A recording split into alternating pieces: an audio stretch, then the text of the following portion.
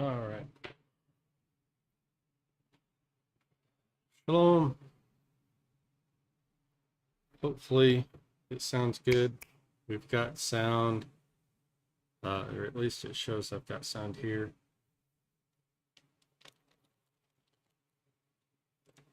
Yeah, currently I'm taking notes, more or less doing some studying.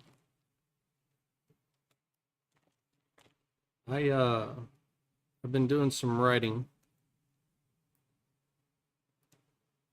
and man, there's a lot just on scripture, and of course I take the entirety of scripture into context.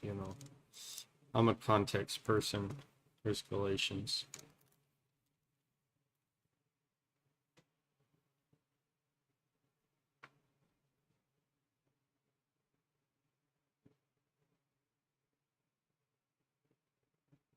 Hmm.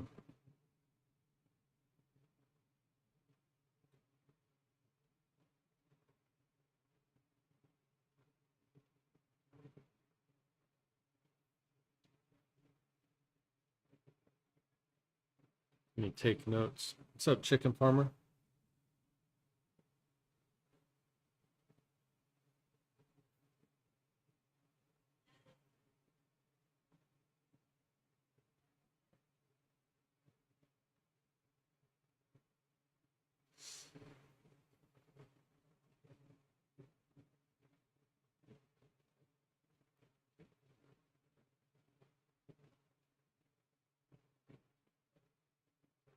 Five, six, and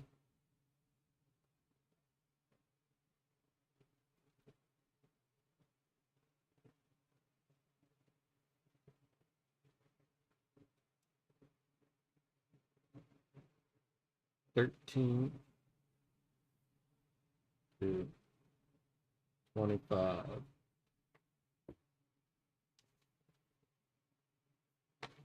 Yeah, man. So I'm I'm writing notes on what am I doing? I'm writing notes on a book that I feel like needs to be written. Um, but also like this is a message that I want to share. Uh, so I'm going to share it as well. Let's see. I just think it's James. We should start in the book of James. Take that out.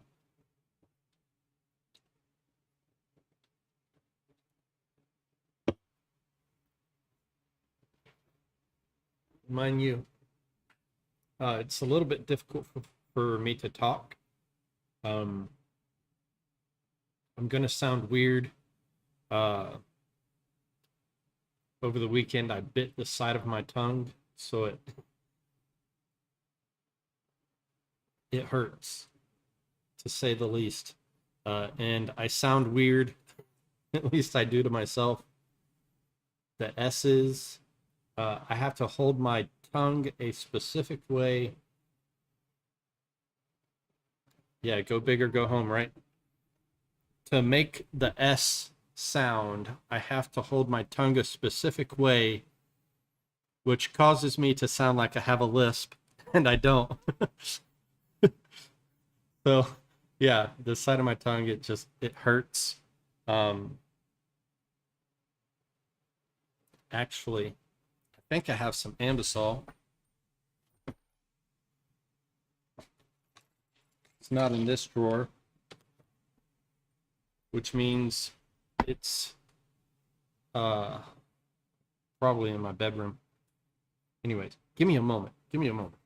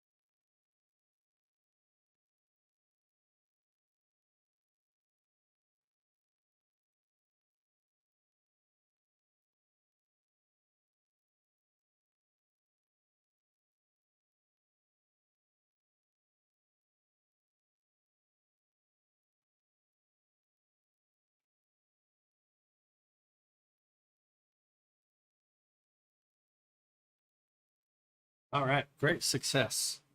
Um, that'll at least numb it for a little bit. But yeah, tried cutting the top half inch of my index finger off on a lawnmower. Oof.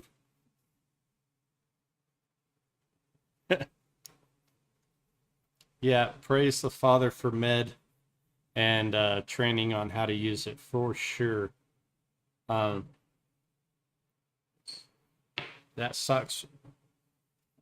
What on a lawnmower blade? Were you sharpening the blade, or was it running and you were just too close? Like what? Tracks. Totally understand. Um, I figured something was caught. Gosh, that sucks, man.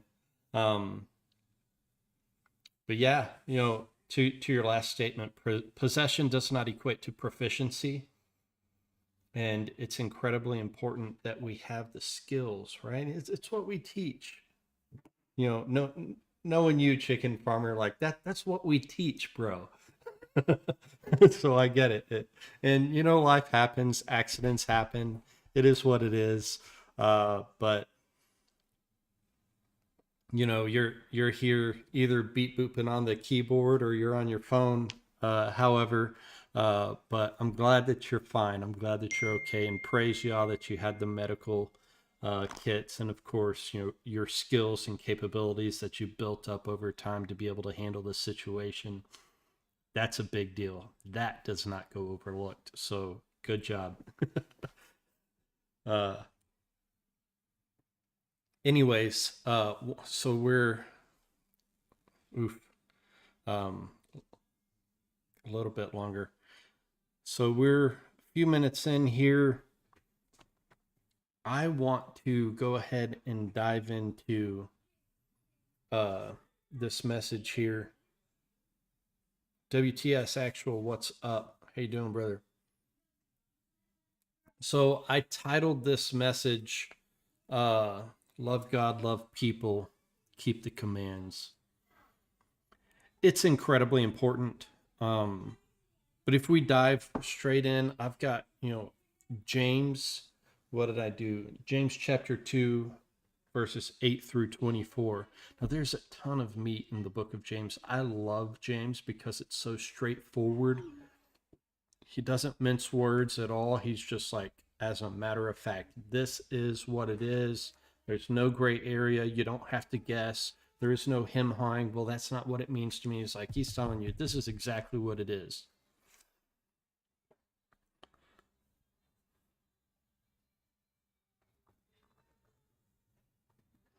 So, James chapter 2, beginning in verse 8, it says, if you truly accomplish the sovereign law according to the scripture, you shall love your neighbor as yourself, you do well. Sovereign, that's like the law of royalty, right? Um, it is, a lot of the modern Christian church just say, oh, well, that's the moral law.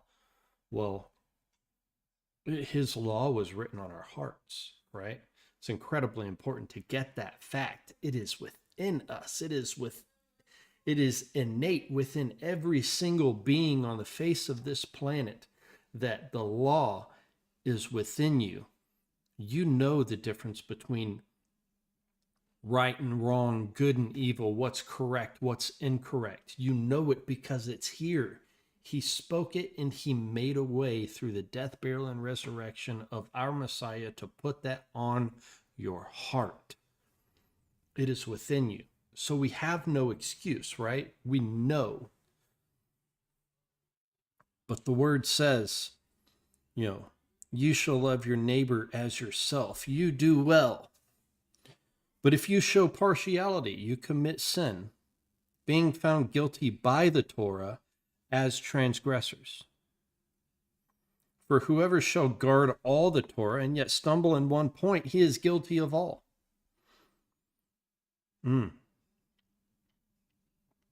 And that, I believe that is one verse, one of the large reasons as to why the modern Christian church is so staunchly against the Torah. Because if you break one, you've broken them all. You're guilty of every bit of it. It's too hard for you to keep. It's too difficult. Jesus nailed it to the cross, so we don't have to. But that's not what he's saying. It is true. Yeah, if you break one of the commands, you're guilty of breaking all of them. For he who said, do not commit adultery, also said, do not murder. Now, if you do not commit adultery, but you do murder, you have become a transgressor of the Torah. Now, the Torah is singular, but it is comprised of multiple commands. So if you break one, you have broken the law, right? If you rob somebody, though you have not broken, the law of don't murder, if you rob somebody, you've broken the law. It's the law nonetheless, right? So we have this in our everyday portion of life, is to we have a law. If you drive over the speed limit, you're breaking the law. It is what it is, point blank. And I'm guilty of that. I tend to drive, either the speed limit or 5 over. I'm like, that's my happy place. If I'm like 3 to 5 over, I'm good. I know I'm getting where I need to be efficiently, within reason. I don't want to go like 10 to 15 over. I'm too paranoid. I don't want to get pulled over. But anyways, so he says, he who said, do not commit adultery, also said, don't commit murder. Well, if you commit adultery, but you don't commit murder, I mean, you've still broken the law. You're still guilty of breaking the law. So how is that any different in life? The correct answer is it's not different.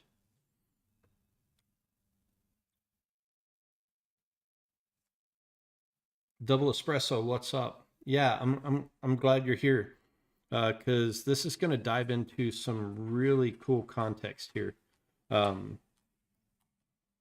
So he says, now if you do not commit adultery, but you do murder, you have become a transgressor of Torah.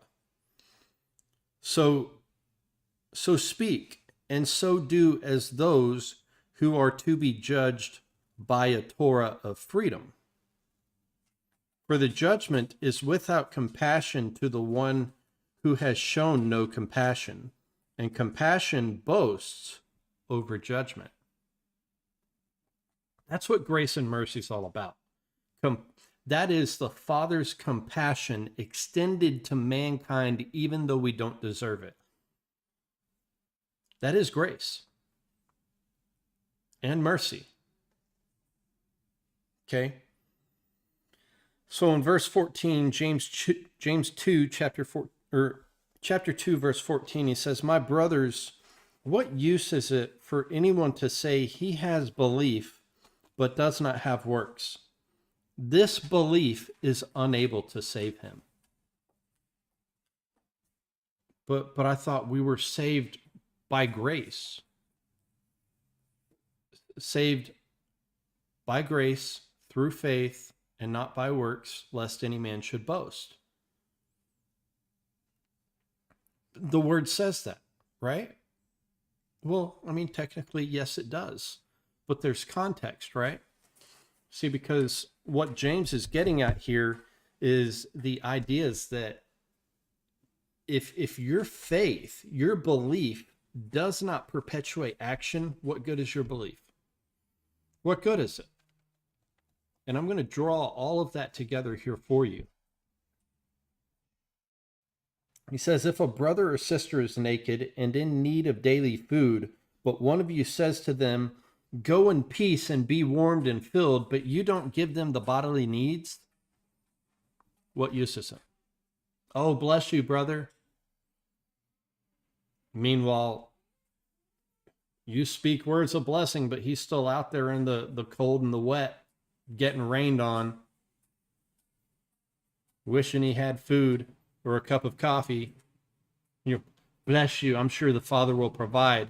Never realizing that the Father sent you by there with eyes to see and ears to hear, expecting you to do something about that situation. So it says, so also belief, if it does not have works, is in itself dead. But someone might say, you have belief and I have works. Show me your belief without your works. Show me. And I shall show you my belief by my works. You believe that Elohim is one. You do well. The demons also believe and shudder. But do you wish to know, O foolish man, that the belief without the works is dead? Was not Abraham our father declared right by works when he offered Isaac his son on the slaughter place? Do you see that belief was working with his works? And by the works, the belief was perfected. So it's not enough to just believe.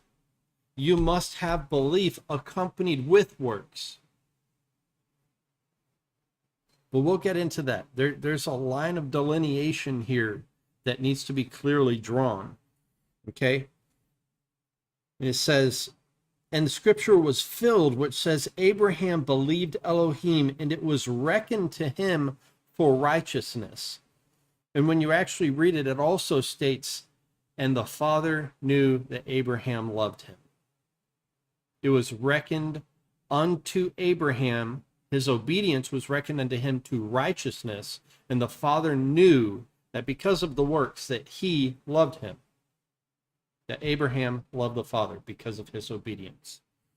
Oh, well, that brings us right back around to John 14.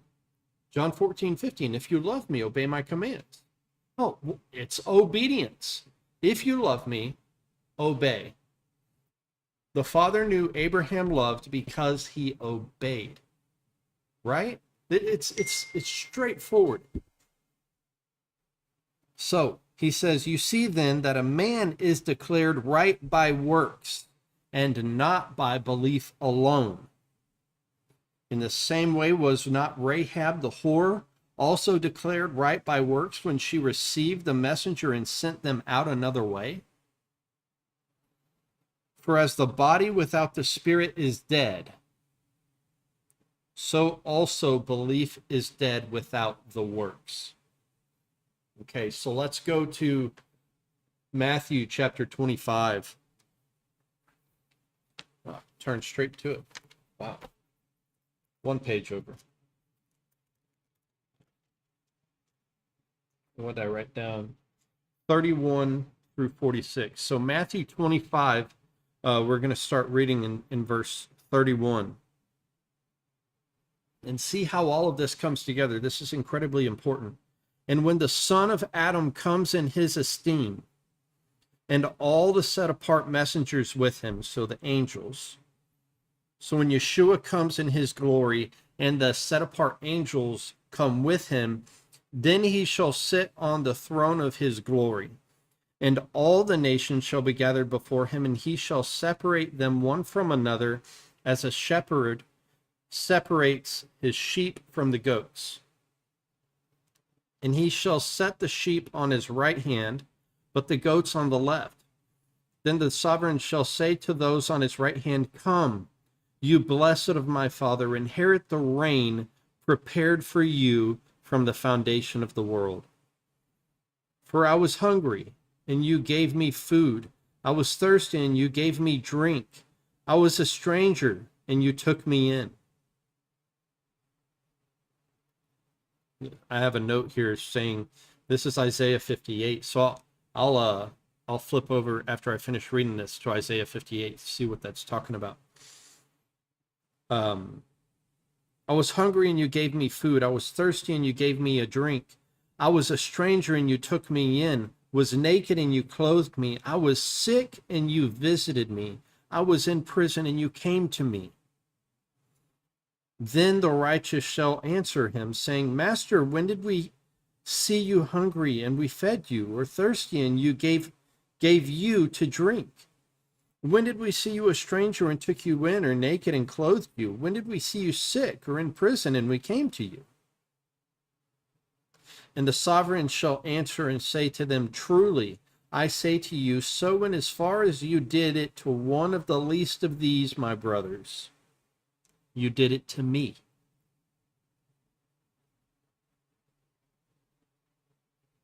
He shall then also say to those on the left hand, Go away from me, accursed ones, into everlasting fire prepared for the devil and his messengers. For I was hungry, and you gave me no food. I was thirsty, you gave me no drink. I was a stranger, and you did not take me in. I was naked, and you did not clothe me. Sick and in prison, and did not visit me.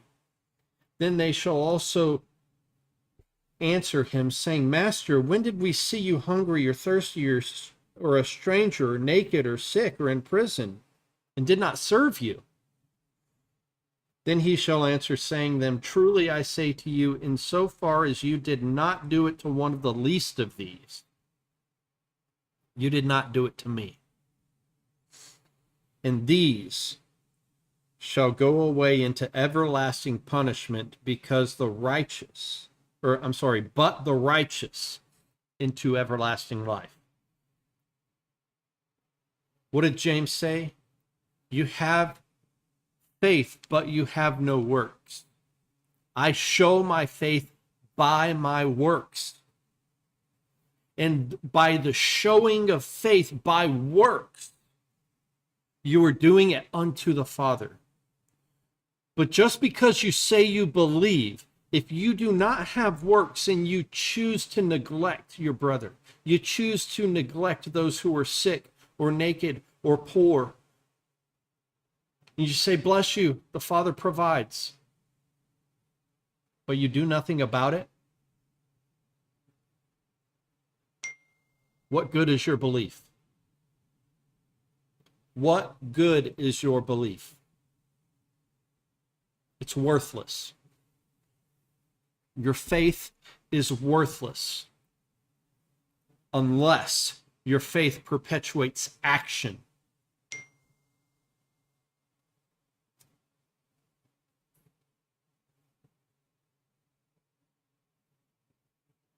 So now let's get into Matthew chapter 24, verse 12. See, because this is painting a picture.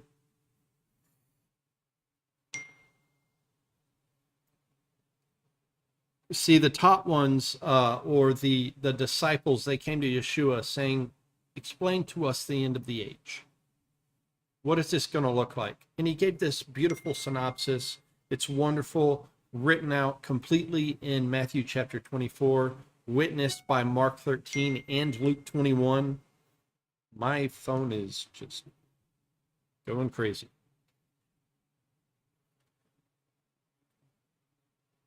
But in Matthew chapter 24, verse 12, it says, and because of the increase in lawlessness, the love of many shall become cold. The love of many become cold. Why? Because of lawlessness. If we circle back to the book of James, forget where it's at.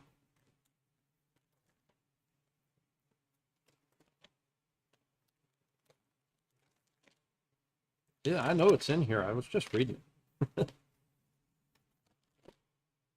James, here we go.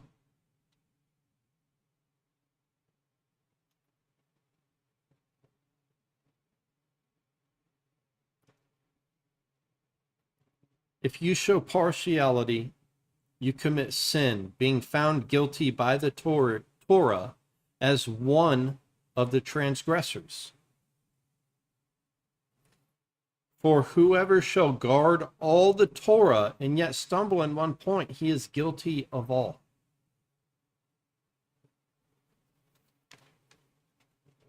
The Torah means law, or, well, it's equated to law. It really means instruction. But it is basically the word Torah is Hebrew for loving instruction that stands as a law. So it is rigid and as concrete, as straightforward as a law, but it's loving instruction. So I had a note here that mentioned Isaiah 58.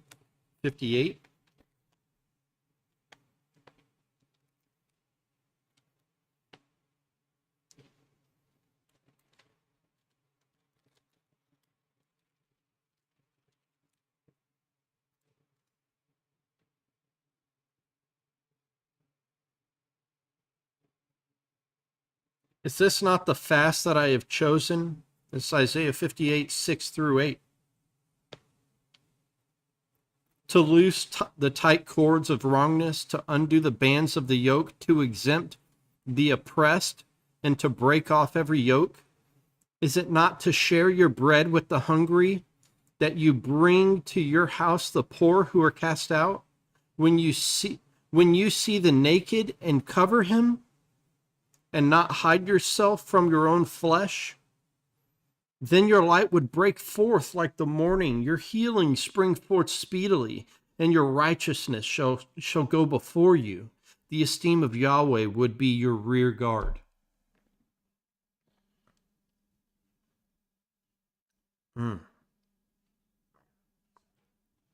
Is this not what he has chosen for us?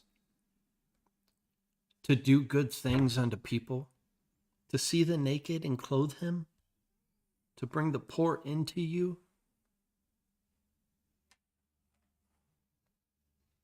To share your bread with the hungry? And he says, these are the words of our Messiah, Jesus. So much as you have done this to the least of these, you have done them to me.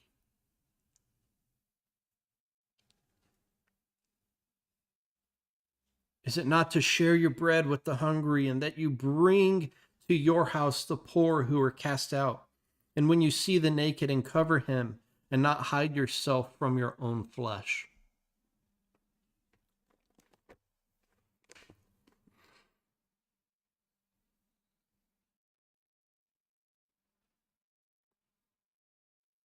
You ever been in a city? You're just driving, and on a street corner, there's someone who's asking for money. Now you got to be wise, because some of them, like I know in Fort Smith, a lot of them are just, they want to get high, and some of them are just straightforward. Hey man, just want to smoke a joint, written on their cardboard, like it's real.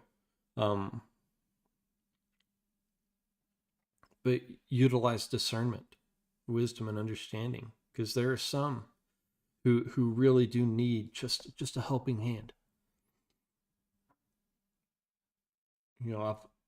I've went and bought a pizza before, and then drove around the building, and there was a man who was just down, and the Spirit said, "Give him some of your pizza."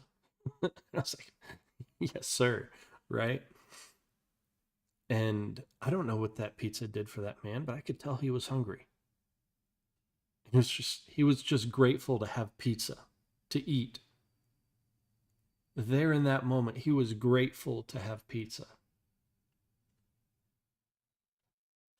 So I gave him, I want to say I gave him a $20 bill too, which is when, this is not to say anything about me, but like that's the works. You say you have faith, but you have no works. But I show my faith by my works. Is this not what he desires of you? to love man. And in doing so, you were doing it unto the Father. That is literally the perpetuation of the entirety of the Torah. To love the Lord your God with all your heart, soul, mind, body, and strength, and to love your neighbor as yourself.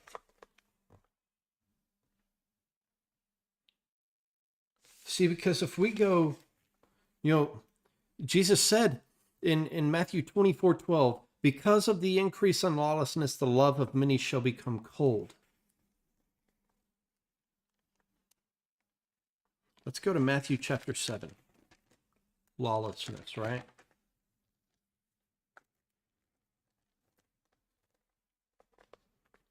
Now paint this picture in your mind of this individual, or this group of people, if you will.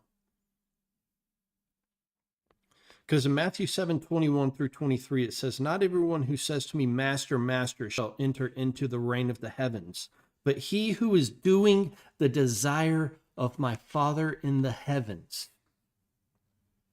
Many shall say to me in that day, Master, Master, have we not prophesied in your name, and cast out demons in your name, and done many mighty works in your name? And then I shall declare to them, I never knew you.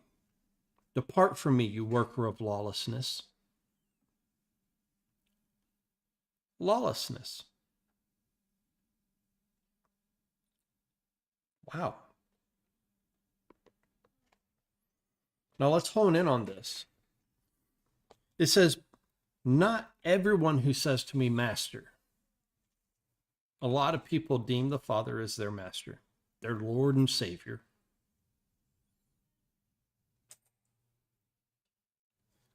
But the word says, he who is doing the desire of my Father in the heavens, he shall enter into the reign. Not the expectation. See, because it immediately follows that up with, many in that day shall say to me, Master, Master, have we not prophesied in your name? Have we not performed many miracles? The sick have been healed, the blind see, the deaf hear, the lame walk. Have we not done all of this in your name? We've cast out demons in your name. He will say, depart from me, you worker of lawlessness. I never knew you. That's because that's the expectation. If you are full of belief, you should by default be praying, laying on the hands of the sick so that they would be made well. You should automatically be casting out demons because of your belief. You should be doing all of these things. Master, have we not done these? He said, depart from me, you work lawlessness. I never knew you.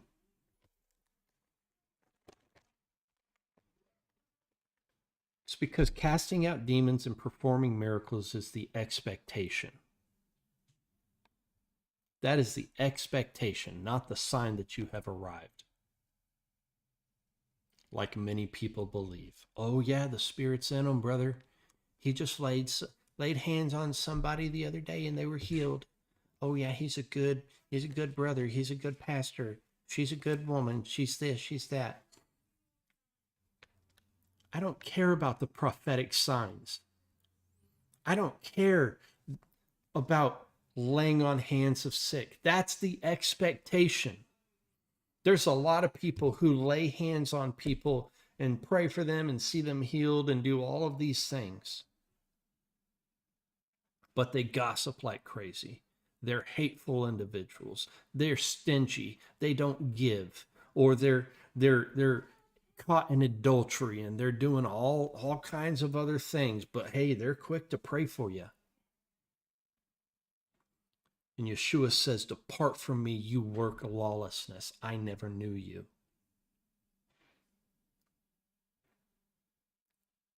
Well, then how is it that they did all of these things in his name? It's simply because his name is attached to it and his word will not return void. He does all things so that the Father will receive glory. So if his name is attached to it, he must do it. Period. The end. You perform the expectation. I'm not going to reward my children for something that I already expect them to do.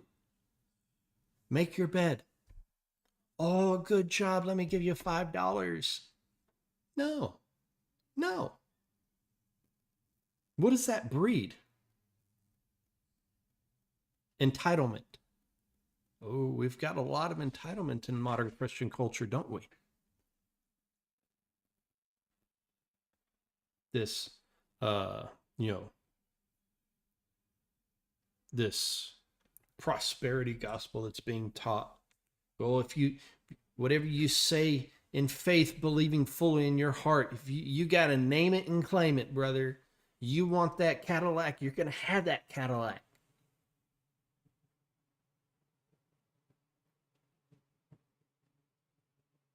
They're all screwed up here in the heart, twisting the word to a fleshly desire,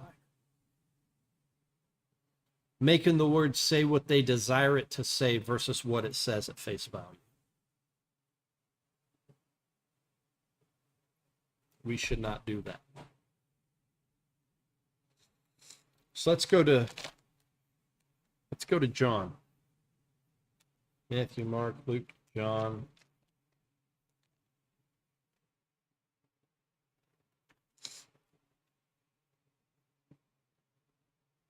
I'll just read John 14 and read a little bit of John 15 as well. But in John 14, verse 1, it says, "Let not your heart be troubled. Believe in Elohim. Believe also in me. In my Father's house are many staying places. And if not, I would have told you. I go to prepare a place for you. And if I go to prepare a place for you, I shall come again and receive you to myself, that where I am, you might be too. And where I go, you know, and the way you know." Thomas said to him, "Master, we do not know where you are going, and how we are able to, and how are we able to know the way?"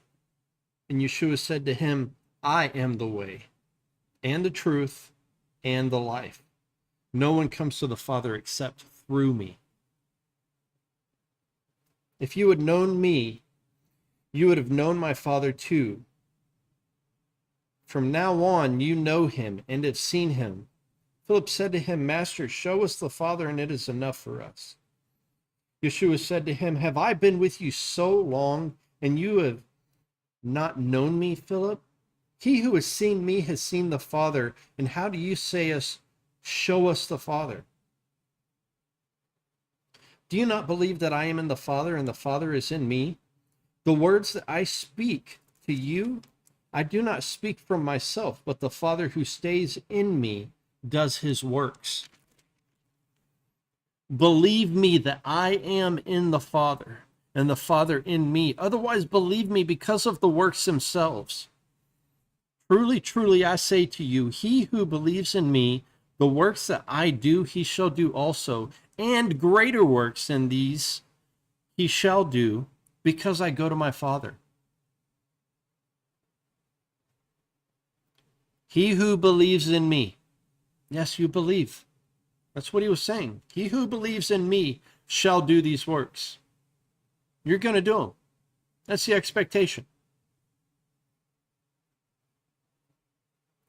"And whatever you ask in my name, that I shall do, in order that the Father might be esteemed in the Son."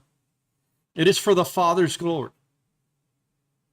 If you ask whatever in my name, I shall do it. But if you love me, you shall guard my commands. John 14:15. If you love me, you shall guard my commands, and I shall ask the Father, and he shall give you another helper to stay with you forever. The Spirit of truth, whom the world was unable to receive because it does not see him or know him, but you know him, for he stays with you and shall be in you. I shall not leave you orphans. I am coming to you.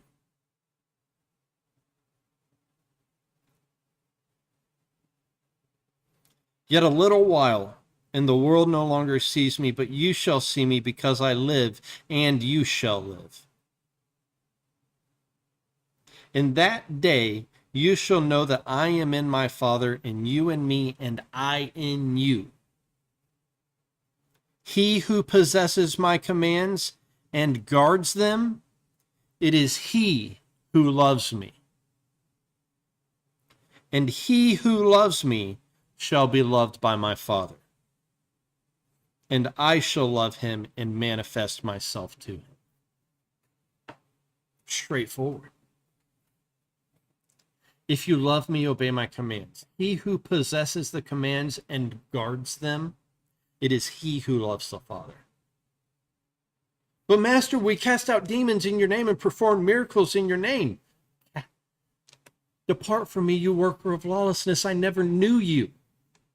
You work lawlessness. He who keeps my commands is he who loves me. And if he who keeps the commands and guards them, the Father loves him. Verse 21, John 14:15 and John 14:21. He who possesses my commands and guards them, it is he who loves me, and he who loves me shall be loved by my Father. It's knowledge. Reciprocation of love. But I did all of these things, but you didn't love me. You said you loved me. You performed the expectations, but you didn't keep my words. You didn't keep my commands. The very thing that proves your love, you refused to do. Simply because you like bacon and eggs in the morning and you want a freaking ham sandwich.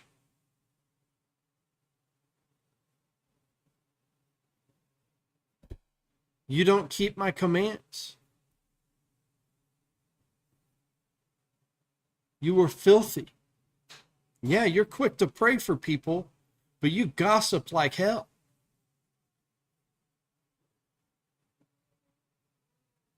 You were full of hatred in your heart towards your fellow brother. That's the point. He who keeps my commands and guards them, it is he who loves me, says the Father.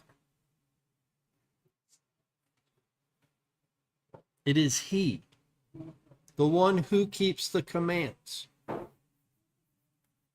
Can't foot stop that anymore.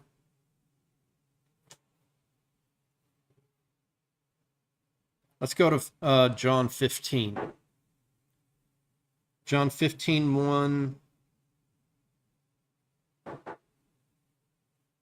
And I'm just going to read.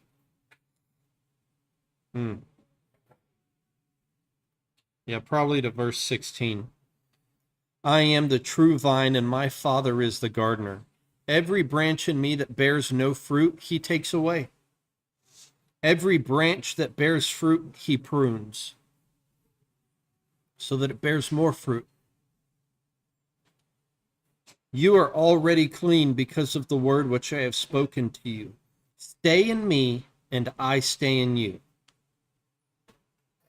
As the branch is unable to bear fruit of itself unless it stays in the vine, so neither you, unless you stay in me. What did he say in verse 21? He who possesses my commands and guards them is he who loves me, and he who loves me shall be loved by my Father, and I shall love him and manifest myself to him. He who guards the commands, I shall love him and manifest myself to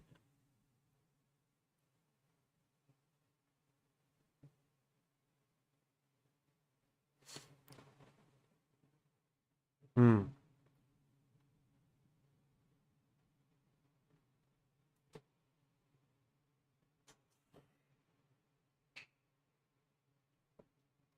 Even verse 19, yet a little while and the world no longer sees me, but you shall see me.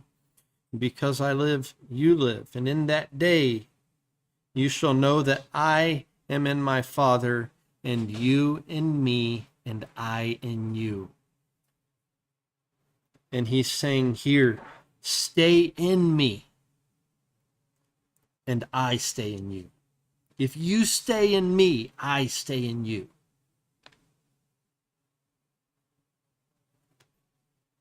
But how do you stay? As the branch is unable to bear fruit of itself unless it stays in the vine, so neither you, unless you stay in me. I am the vine, you are the branches. He who stays in me and I in him, he bears much fruit. Because without me, you are able to do nothing. If anyone does not stay in me, he is thrown away as a branch and dries up. And they gather them and throw them into the fire, and they are burned. If you stay in me and my words stay in you, oh, there it is, my words. In John 1:1, in the beginning was the Word, and the Word was.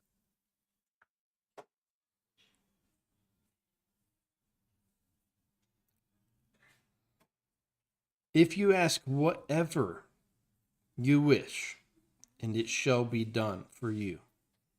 In this my Father is esteemed, that you bear much fruit, to bear fruit, and you shall be my taught ones. As the Father has loved me, I have also loved you. Stay in my love. If you guard my commands, you shall stay in my love. These words I have spoken to you so that my joy might be in you and that your joy might be complete. This is my command, that you love one another as I have loved you. No one has greater love than this, that he should lay down his own life for his friends. You are my friends if you do whatever I command you. If you obey, yeah, you're my friend. No longer do I call you servants, for a servant does not know what his master is doing, but I have called you friends, for all teachings which I heard from my Father I have made known to you. You did not choose me, but I chose you and appointed you, that you should go and bear fruit, and that your fruit should remain, so that whatever you ask the Father in my name, he might give you. These words I command you so that you love one another.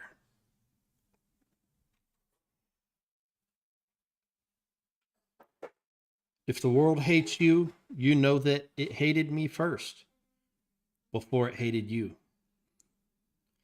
If you were of the world would love its own, but because you are not of the world, but I chose you out of the world, for that reason the world hates you.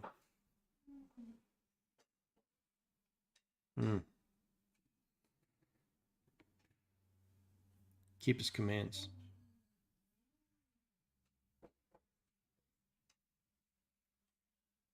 If we fast forward on down, if onto 24, 25, and 26 of chapter 15, if I did not do among them the works which no one else did, they would have no sin.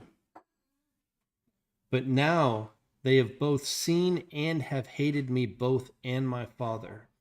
But what the world might be filled, but that the word might be filled, which was written in their Torah, they hated me without cause.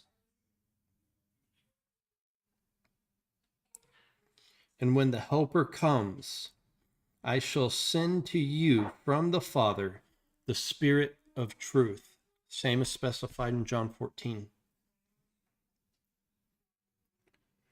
Who comes from the Father, he shall bear witness.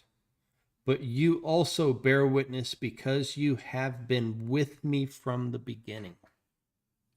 If you keep the commands, you remain in me, and I will remain in you, and I will send you the Spirit of truth.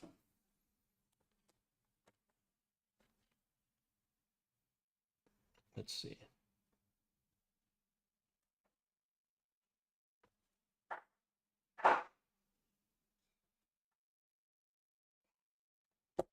Let's go to Galatians. 1st and 2nd Corinthians, Galatians. Okay. So let's look at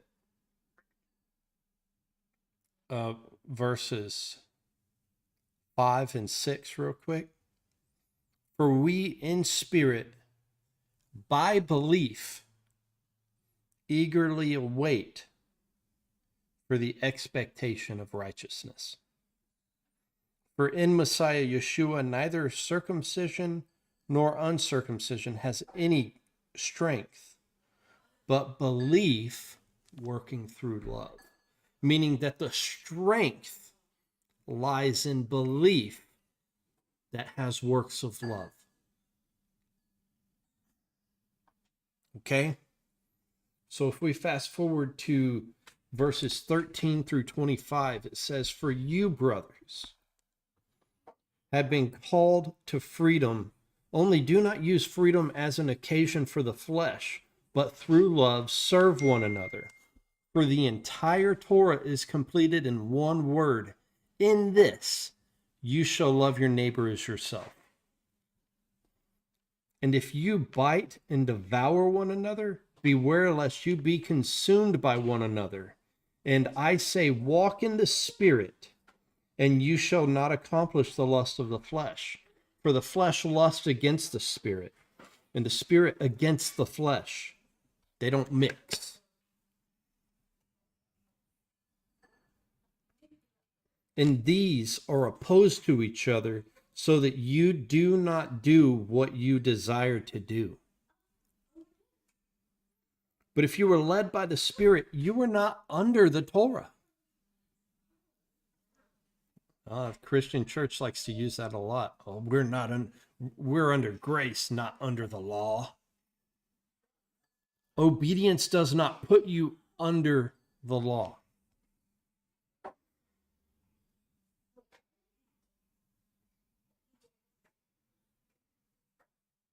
That is of ignorance. That is a belief predicated on people who take Paul's writings and twist it to their own demise.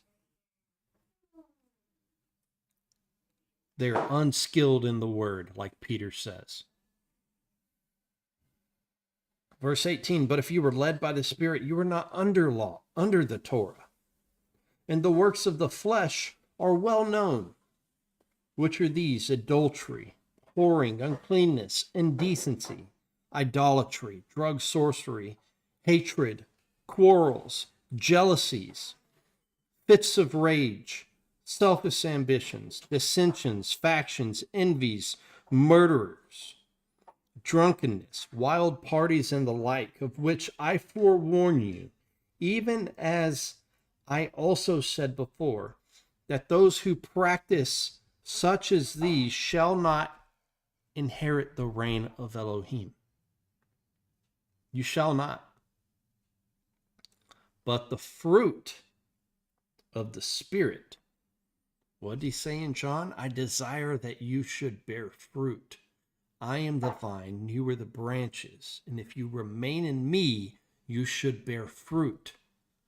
What is the fruit that he's working of? What he's speaking of? The fruit that he requires is the fruit of the Spirit. The fruit of the Spirit is works. But the fruit of the Spirit is love,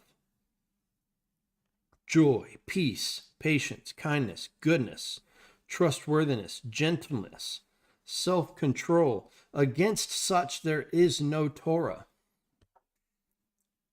These are good things. These are things of the Spirit. There should be nothing against them. Of course there is no Torah against them. Again, Obedience does not put you under the law. Disobedience puts you under the law. Because of the curse of the law, it is written into the Torah that the curse of the law equates to sin, which leads to death. But we have grace and mercy.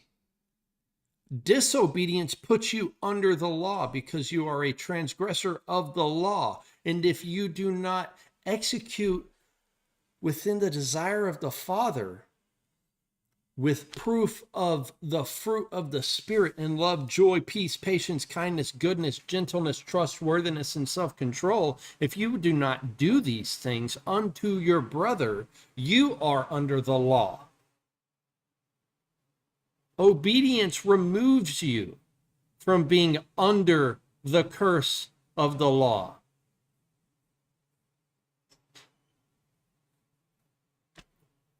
You see how opposite this is? See the truth. Beloved, see the truth. Know, understand. The law is good for you. The law is perpetuated by love. The entirety of the Torah falls under two commands: how to appropriately love the Father and how to appropriately love people.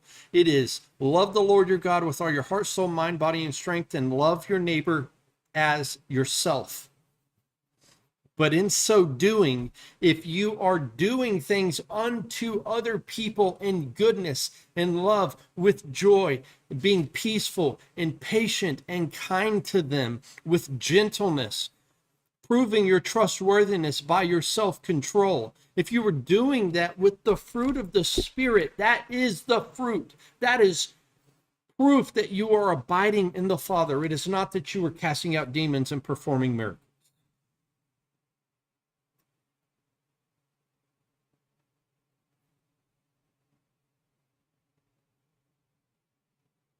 Against such, there is no law. Because it's good. It is what he desires of us.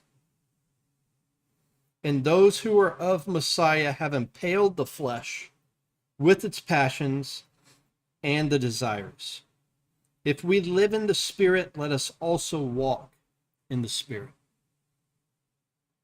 Because if you are walking in the Spirit, you are not under the law.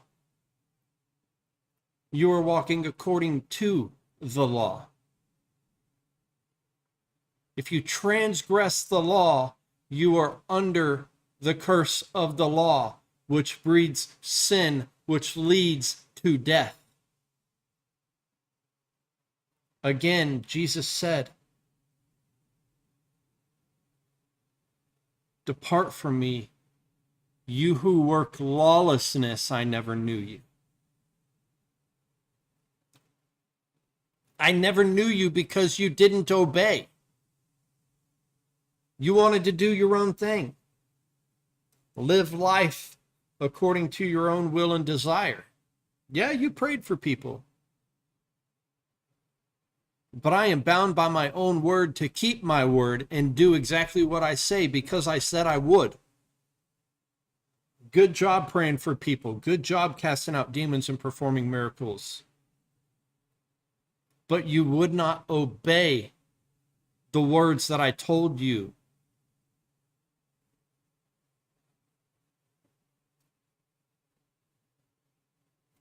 You followed the works of the flesh.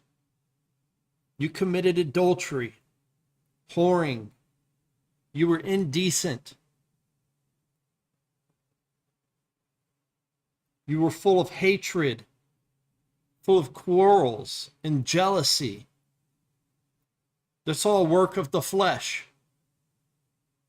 There's no spirit in that. My spirit does not dwell in that. My spirit will guide you into all truth. Psalm 119 verse 142 says, your righteousness is an everlasting righteousness, and your Torah is truth. Jesus said, I am the way, the truth, and the life. He says, if you remain in me and my word in you, I am the way, the truth, and the life. In the beginning was the Word. The Word was God. The Word was with God. If you remain in me and my word remains in you, you guard my commands and obey them.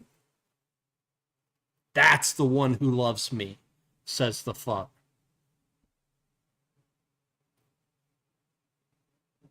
His commands are required of you if you want to enter into his reign.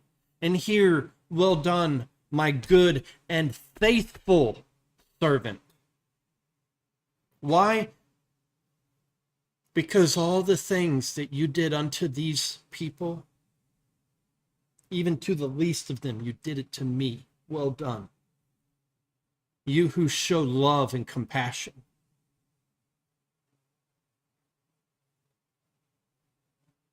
But you who did all of these things or chose to do nothing about the man who was naked and beaten and bruised and hungry and lonely.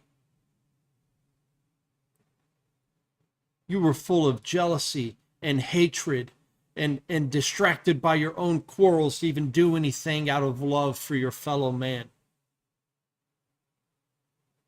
Depart from me, you who work lawlessness. Yeah, you say you had faith, but your works didn't follow it. You didn't bear fruit.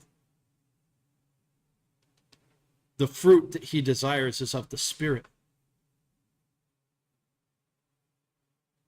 And if we live in the Spirit, let us also walk in the Spirit. Because walking in the Spirit is walking according to the Torah.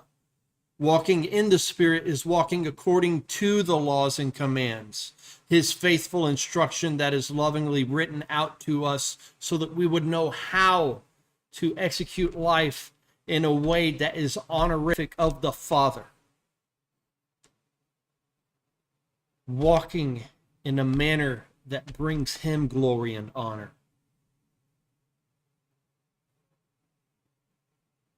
Because in the end, you have faith, hope, and love.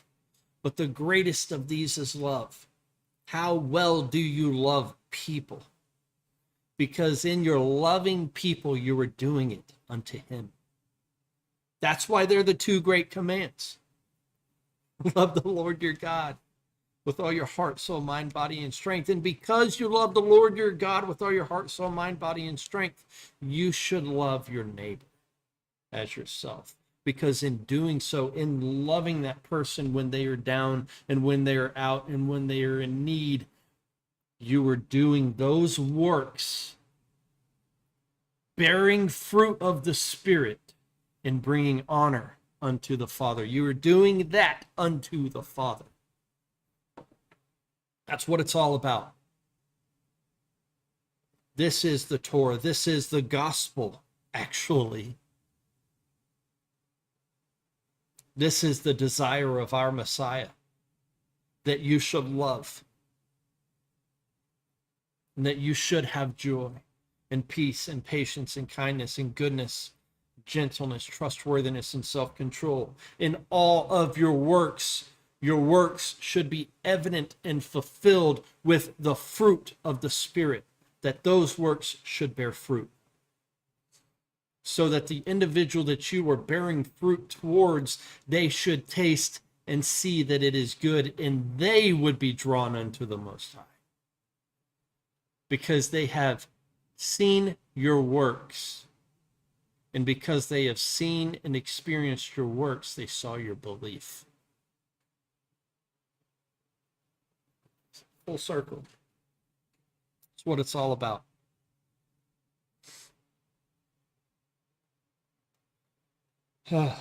So guys, you got it in video form. This is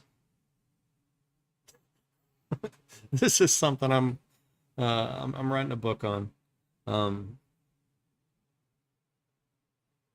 that's concise. It's straightforward. And I struggle too. but he is graceful. He is gracious and merciful.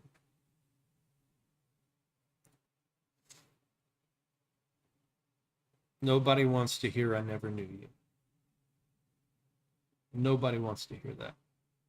But if you don't want to hear that, then what I just spoke, directly out of the Word of God Himself, what He laid out before us, that's what's required of you. That's the requirement. Show your belief by your works, and your works need to bear the fruit of the Spirit. That's the formula. And if your works bear the fruit of the Spirit, you will hear, "Well done, good and faithful servant," because it is done in love unto the Father. And if it is done in love unto the Father,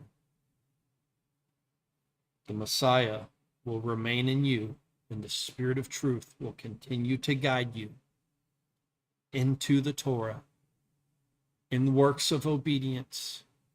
His word is a lamp unto your feet and a light unto your path. The Torah is a lamp unto your feet and a light unto your path. But the lamp requires oil, does it not? How can the Torah, as the lamp unto your feet, burn without the fuel? That is the oil, which is the Spirit. Wise and foolish virgins, if you will. Okay? It is the Spirit. What's up, buckets? Shalom, brother. But guys, this is the word. I find it incredibly interesting. And I didn't get the whatever it is that you have done unto them, you did it unto me. I didn't get that correlation until 2 weeks ago when I was having a conversation with an individual.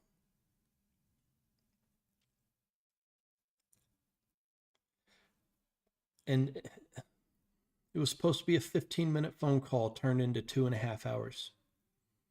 And the Spirit poured out of me over the phone into the ears of another couple.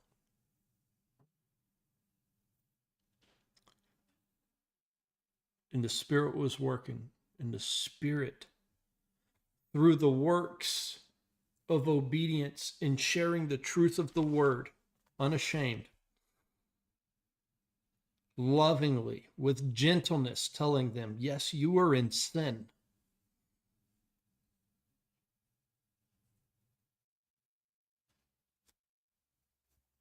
See, Proverbs states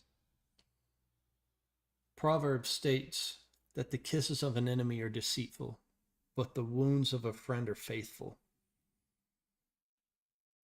So being able to step back and in love tell somebody, you are in sin. I don't care about who's right or wrong. None of that matters. I care about what is correct. And by the word, if you sit here and tell me that you truly care,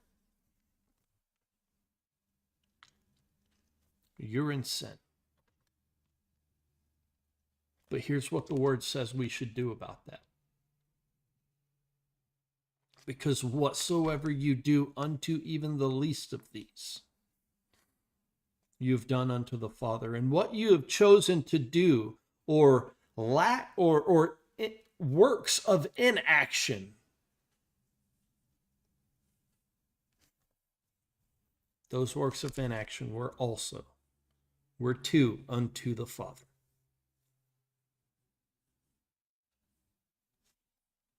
Weigh it out.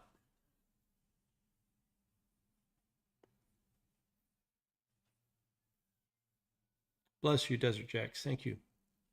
And shalom.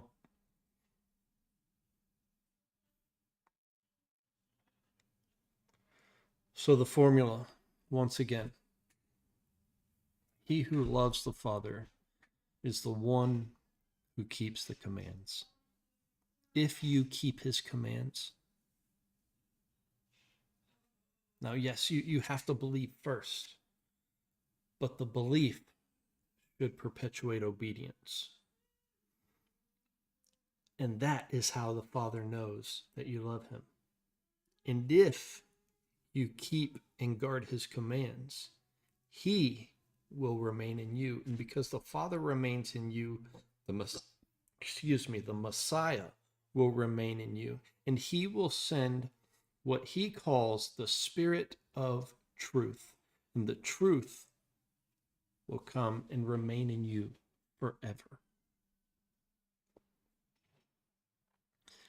And then out of that obedience should perpetuate works, not of casting out demons, not performing miracles. That's something you should do by default because you believe. If you believe the word says, hey, you're going to do that. It's going to happen. That's not the fruit. That's not the fruit. The fruit is how you treat people around you. You see somebody in need and you take care of it. You see somebody, it's a cold winter day. I had it one time. The temperature just dropped and it was below freezing and it was cold. And no, I'm not sure what the Father did with this. I did not have the money for a hotel. If I did, I would have paid for it. But I had a wool blanket under my seat. And I stopped right at the intersection as I was going to go up onto a bridge. I stopped right there. Got out of the truck and said, hey man, this is all I've got, but stay warm. It's going to be a cold one tonight.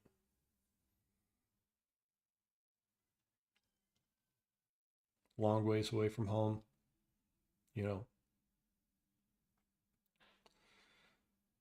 all of that. So anyways, like that's the works of the Spirit. That's the fruit of the Spirit. It's not beating somebody over the head saying you're in sin because you don't keep the commands. Or in modern Christianity, just saying you're in sin because you can't, you don't even know what sin is.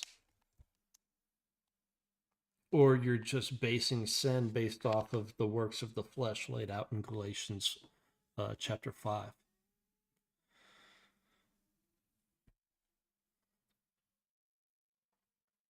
We need to know his word. And in knowing his word, we know him.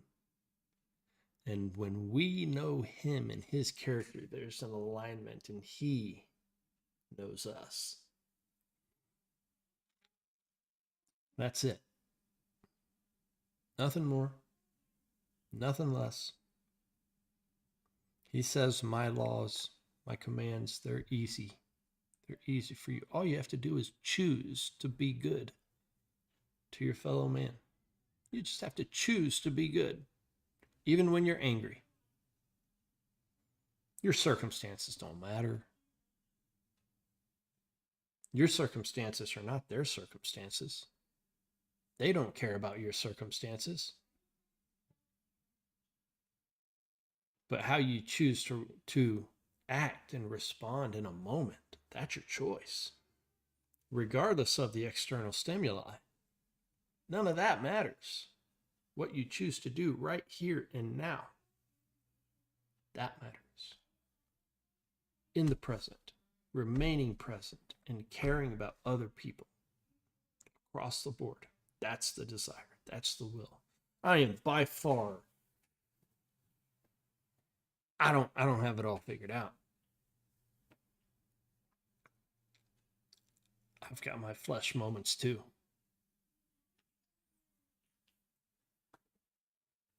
But by his grace and his mercy, with the help of the Spirit guiding me into all truth and into all righteousness, like the word says he will. That's where it's at.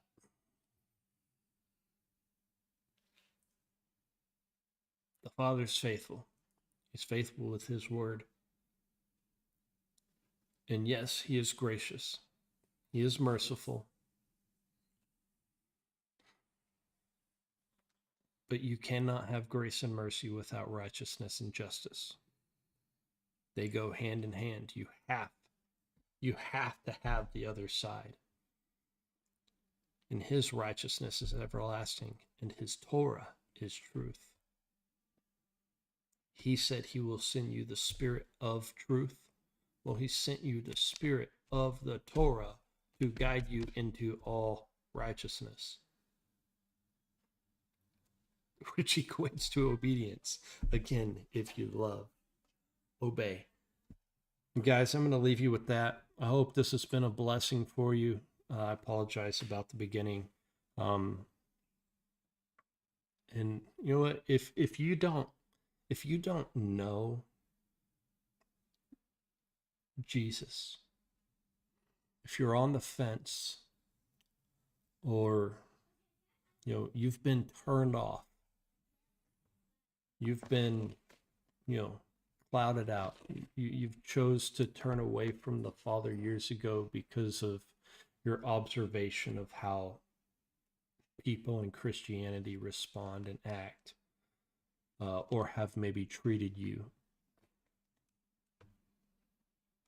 For one, I want to apologize. I'm sorry.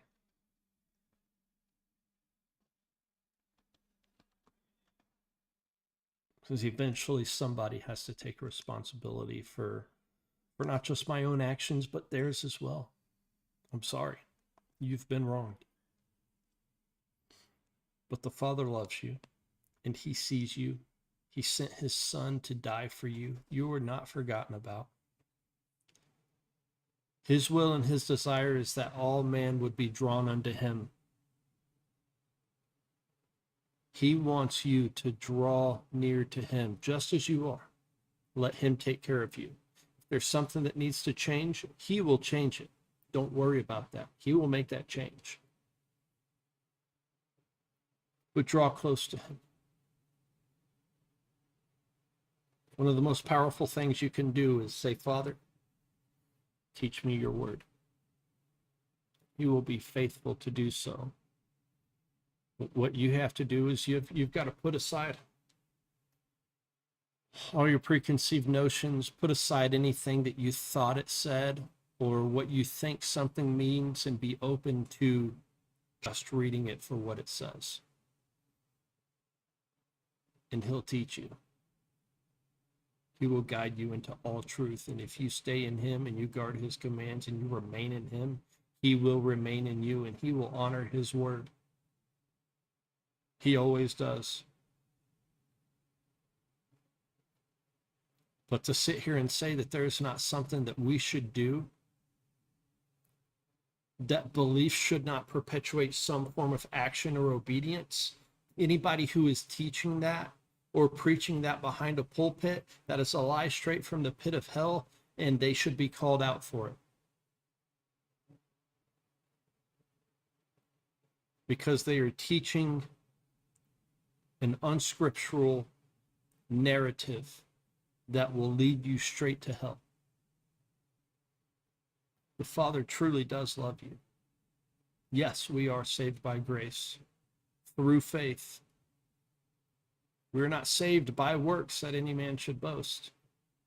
But you are required to bear fruit. And if you do not bear fruit, he will say, depart from me, you worker of lawlessness, I never knew you. But that's talking about the millennial reign. And there's context that people don't understand. This is the millennial reign we're talking about. We're not talking about salvation. Because there will be people in the millennial reign who will rule and reign with Messiah for 1,000 years. And it will be those who maintain the testimony of Yeshua and guard his commands because they remained in him and he remained in them. And just because you made it into the millennial reign does not mean you will hear, well done, and good and faithful servant, enter into what it is that I have prepared for you. But you will hear, depart from me, you worker of lawlessness, I never knew you. And you will be ruled and reigned over for 1,000 years by the Messiah himself. And you will be taught his commands the way scripture dictates. And at the end of the 1,000 years, you will have a choice. Either obey and abide in him,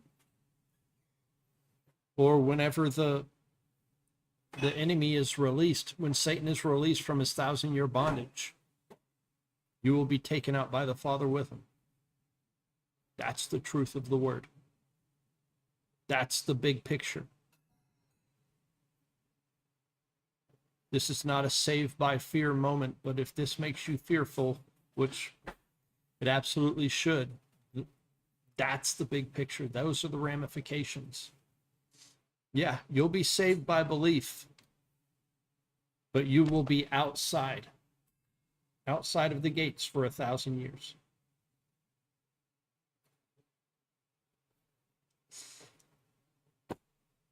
Guys, if this has blessed you, consider, please consider sharing this video. I know it's long. I don't do short form content very well at all. I intend to do like a 5 or 10 minute video and it turns into 20 every time I try. But suffice to say, guys, please share this content. I'm trying to grow the channel. I want the words, the truth of the word of God to get out.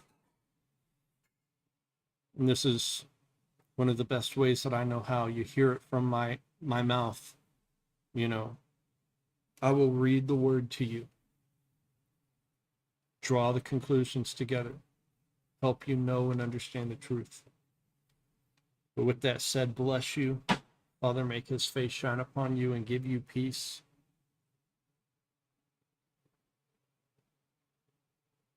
Father, I ask in the name of Yeshua that you would allow these words to permeate and marinate in the souls and the spirits of the people who hear it.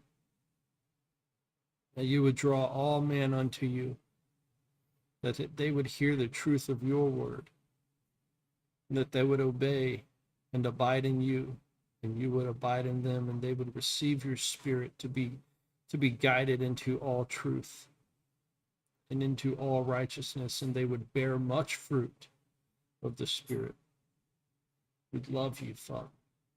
I love you. I want to honor you in the name of your Son, Yeshua. Amen. All right, that's it. Blessings. Shalom.